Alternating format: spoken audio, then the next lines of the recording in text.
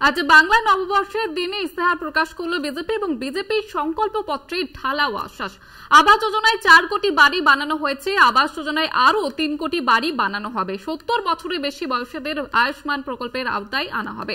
মুদ্রা প্রকল্পের ঋণের ঊর্ধ্বসীমা 10 লক্ষ থেকে বাড়িয়ে 20 লক্ষ টাকা। এবার পাইপলাইনে বাড়ি বাড়ি গ্যাস পরিষেবা দেওয়া হবে। ইস্তেহার প্রকাশ করলেন এবং ইস্তেহার প্রকাশের এই অনুষ্ঠানে এমনটাই আশ্বাস দিয়েছেন নরেন্দ্র মোদী। ठीक की बोलेছেন তিনি, শুনুন। साथियों, भाजपा सरकार ने गरीबों को 4 करोड़ पक्के घर बनाकर दिए हैं। अब जो अतिरिक्त जानकारियां राज्य सरकारों से मिल रही हैं, क्योंकि परिवारों के विस्तार होते हैं, एक घर से 2 घर बन जाते हैं और खुद नया घर बनाने की शक्यता संभावना नहीं होती है, तो उन परिवारों की भी चिंता करते हुए हम 3 करोड़ और घर बनाने का संकल्प लेकर के आगे बढ़ेंगे।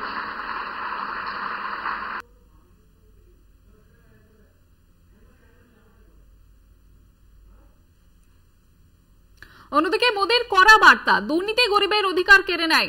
1000 কোটি টাকার দুর্নীতি বন্ধ হয়েছে, গরিবকে যারা লুট করেছে তারা জেলে যাচ্ছেন। দুর্নীতিগ্রস্তদের নিয়ে কড়া পদক্ষেপ চলতে থাকবে। ইস্তেহার প্রকাশ অনুষ্ঠানে এমনটাই হুঙ্কার দিলেন প্রধানমন্ত্রী।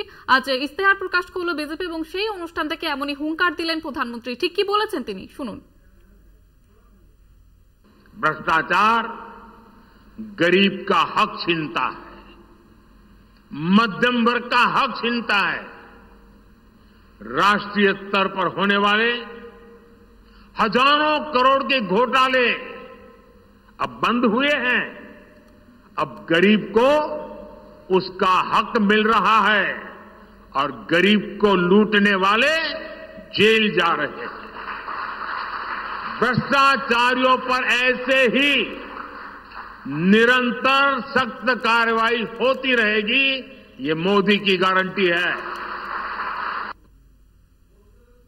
আপনাদের আবারও একবার জানিয়ে রাখবো, আপনারা শুনলেন প্রধানমন্ত্রীর বক্তব্য এবং বিজেপির সংকল্পপত্র আজকে প্রকাশ করা হলো। সেখানে কিন্তু ঢালাও আশ্বাস দিয়েছেন। সেই সঙ্গে সঙ্গে আবাস যোজনায় 4 কোটি বাড়ি বানানো হয়েছে, আবাস যোজনায় আরো 3 কোটি বাড়ি বানানো হবে এবং তিনি দুর্নীতির প্রসঙ্গ তুললেন। কিন্তু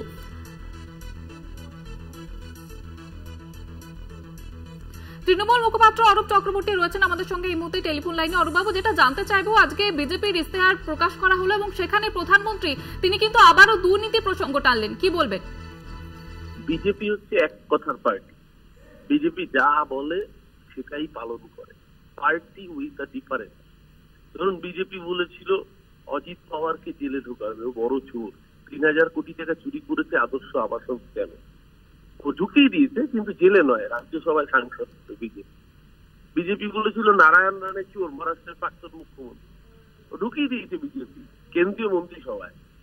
বিজেপি বলেছিল অজিত পাওয়ার চোর, 70,000 কোটি টাকা স্ক্যাম করেছে ইরিগেশন, মহারাষ্ট্রের উপমুখ্যমন্ত্রী অজিত পাওয়ার আর অশোক চৌহান রাজ্যসভার সাংসদ।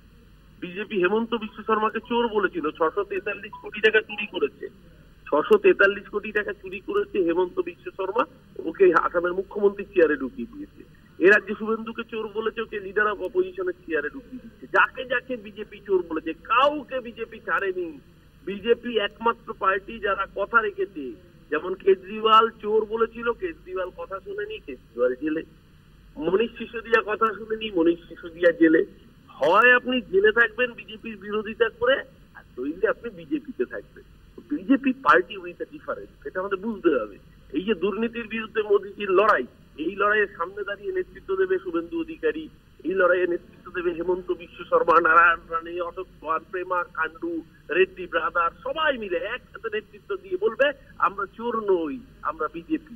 আসলে বিজেপি আর চোর দুটো সমার্থক হয়ে যাচ্ছে।